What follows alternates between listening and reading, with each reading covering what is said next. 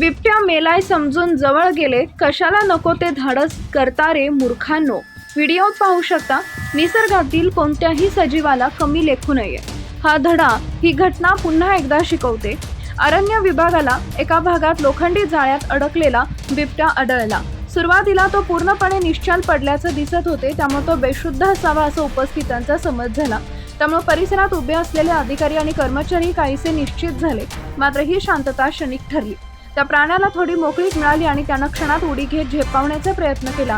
ही घटना इतक्या झपाट्यानं घडली की तिथं उपस्थित अरण्य अधिकाऱ्याला स्वतःचा जीव वाचवण्यासाठी तात्काळ धाव घ्यावी लागली.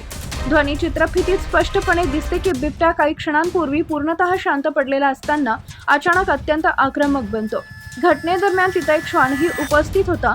सुरुवातीला तो बिबट्याकडे पुढे सरकताना दिसतो, परंतु मनुष्याला पळताना पाहून तोही घाबरून मागे हटतो. काही सेकंदात घडलेला हा प्रसंग उपस्थितांच्या अंगावर काटा आणणारा ठरला. जंगलात माणूस हा पाहुणा असतो, तेथील नियम वेगळे असतात.